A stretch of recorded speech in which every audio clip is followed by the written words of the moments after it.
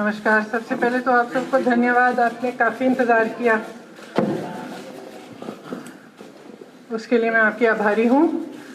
जैसे सलमान जी ने कहा, आज सुबह हमारी तरफ से राज्यपाल जी महोदया को एक चिट्ठी भेजी गई है। वो दरअसल एक कंप्लीट डॉक्यूमेंटेशन है उन बातों का जिसका जिक्र आप मीडिया में भी कर रहे हैं। कुछ दिनों से हम सब देख रहे हैं, पूरा प्रदेश देख रहा है कि प्रदेश सरकार, प्रशासन और पुलिस द्वारा कई जगह अराजकता फैली है। उन्होंने ऐसे कदम उठाए हैं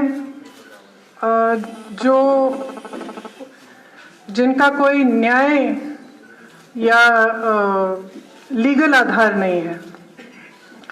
मैं कुछ मिसाल आपको दूंगी जो मैंने इस चिट्ठी में लिखी हैं। ये तो काफ़ी एक एग्जॉस्टेड डॉक्यूमेंट है, लेकिन उसके मैं कुछ एक आध मिसाल दूंगी और मैं अपना भी अनुभव बताऊंगी। आप जानते हैं कि मैं बिजनौर गई थी, वहाँ 2 बच्चों की मौत हुई, एक 21 साल का, एक 22 साल का। एक लड़के का नाम अनस, दूसरे का नाम सुलेमान। एक लड़का एक कॉफ़ी मशीन को चलाता था अपने परिवार की आमदनी के लिए। वो अपने घर के बाहर खड़ा था अपने पिताजी के साथ। तो पिताजी को कहा कि मैं 5 मिनट में आ रहा हूँ, दूध लेने जा रहा हूँ। पिताजी ने कहा देखिए अभी मत जाओ, कुछ आवाज़ें आ रही हैं वहाँ से। तो कहा मैं अभी 5 मिनट में आता हूँ, बस दूध लेके आता हूँ। वो बच्चा चले गया, गली में से निकला। वो गली भी मुझे दिखाई उस परिवार ने। पिताजी ने 10 मिनट इंतज़ार किया, फिर कोई दौड़ा आया, कहा कि काले जैकेट पहना हुआ एक लड़का मर गया है। तो इनके पिताजी भी भागे, वहाँ पे उनको अपने बच्चे की लाश मिली। बच्चे की लाश को लेकर अस्पताल गए, वहाँ कोई सहायता नहीं मिली, कोई था नहीं। पुलिस ने दबाव डाला, उसको अपने परिवार जहाँ पे वो रहता था वहाँ दफन करने से मना किया। परिवार को धमकाया कि आप एफआईआर दर्ज करोगे तो आपके खिलाफ मुकदमे होंगे।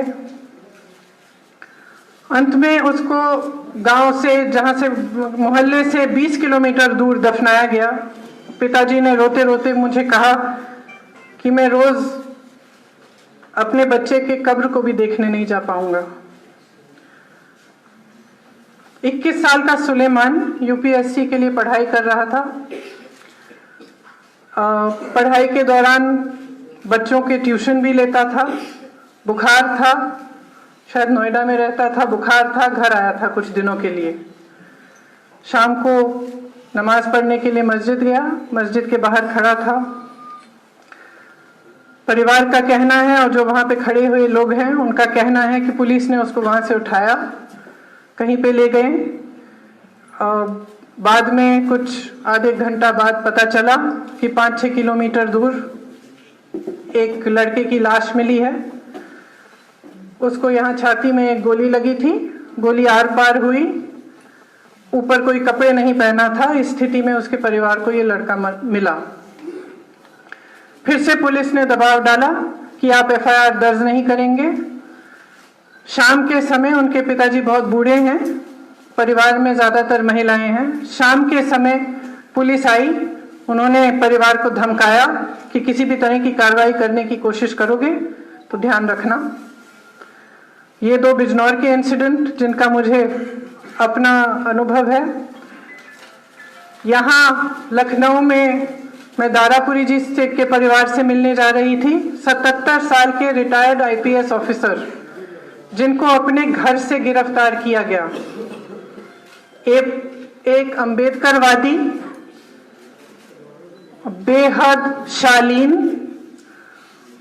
और मतलब उनके घर से ही दिखता है कि किस तरह के इंसान थे। कमरे में सिर्फ किताबें रखी हैं, आईपीएस में रहे। घर से ये दिखा कि एकदम कोई मतलब एक ऑनेस्ट इंसान का घर था, ये दिख रहा था। उन्होंने एक फेसबुक पोस्ट डाली इस कानून के खिलाफ, और उस फेसबुक पोस्ट के साथ एक और फेसबुक पोस्ट डाली जिसमें कहा कि जो भी प्रदर्शन करने जाए शांतिपूर्वक प्रदर्शन करे। उनके घर कोई आया, पुलिस आई, घर से उनको उठाकर गिरफ्तार किया गया। उनकी 75 साल की बीवी बीमार है, पलंग से उठ नहीं सकती, रो रही थी, बहुत घबराहट थी कि क्या होगा, क्योंकि उनको एक ऐसी लिस्ट में डाला गया है जिसमें 48 लोगों के नाम हैं। उसमें हमारी कांग्रेस की प्रवक्ता सदफ जफर का भी नाम है। उनके भी बच्चों से मैं मिली। एक 10 साल का छोटा बच्चा, 16 साल की बच्ची अकेले अपने घर में रह रहे हैं 4 बिल्लियों के साथ। कोई बड़ा नहीं है घर में। बेटी खुद खाना वाना पकाती है। रिश्तेदार हैं लेकिन साथ नहीं रहते।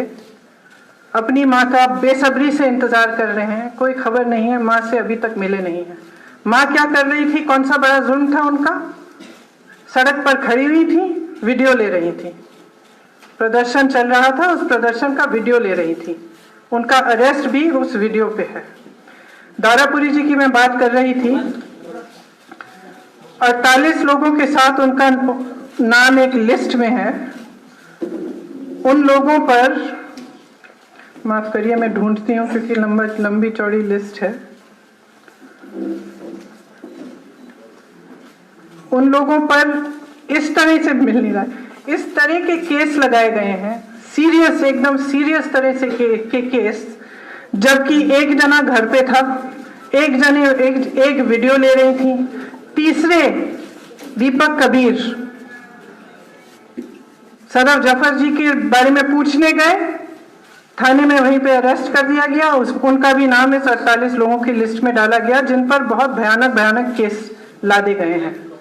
इसी तरह से वाराणसी में कई बच्चे, बनारस हिंदू यूनिवर्सिटी के और दूसरी यूनिवर्सिटियों के भी कई बच्चे प्रदर्शन कर रहे थे, शांतिपूर्वक प्रदर्शन कर रहे थे, कोई हिंसा नहीं, कोई ऐसी बात नहीं। उनको उठा के जेल में डाला गया। उनमें राज अभिषेक सिंह, अनंत शुक्ला, नीरज राय, दिवाकर सिंह, विवेक मिश्रा, रोहन कुमार, चंदन सागर, दीपक सिंह, सारे 24-25 साल के बच्चे। दिवाकर सिंह उम्र 30 साल, पीएचडी कर रहे थे। धनंजय त्रिपाठी 32 साल, पीएचडी कर रहे थे। ये सब बच्चे अपनी एमए परस्यू कर रहे थे। आयुर्वेद रविंद्र भारती 25 साल के।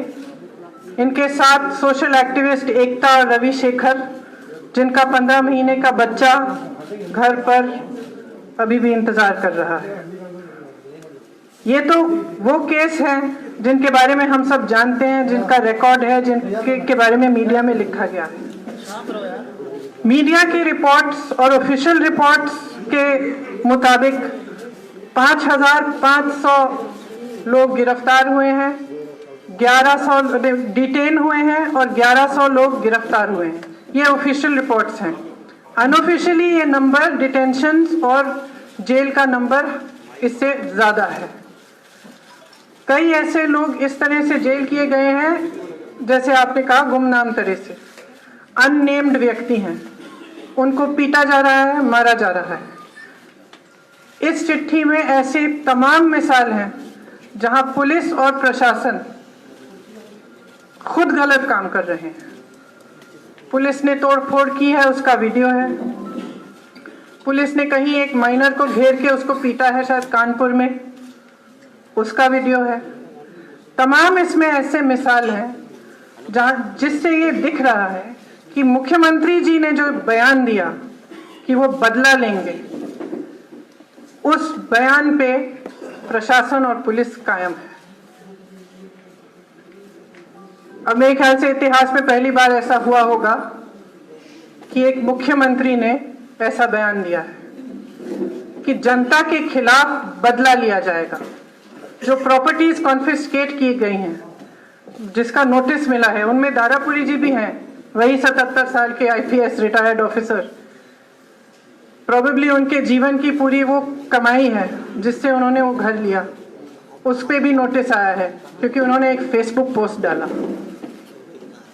तो हो सकता है कि इस देश के इतिहास में पहली बार एक मुख्यमंत्री ने इस तरह का बयान दिया है। कृष्ण भगवान का देश है, करुणा के प्रतीक थे, भगवान राम करुणा के प्रतीक थे। शिव जी की बारात में सब नाचते हैं। इस देश की आत्मा में हिंसा, बदला, रंज, इन चीजों की जगह नहीं है। जब श्री कृष्ण ने अर्जुन को प्रवचन दिया, जब महाभारत युद्ध में वो महान योद्धा मैदान पर खड़े थे, तो श्री कृष्ण ने उनसे बदले की बात नहीं की, रंज की बात नहीं की।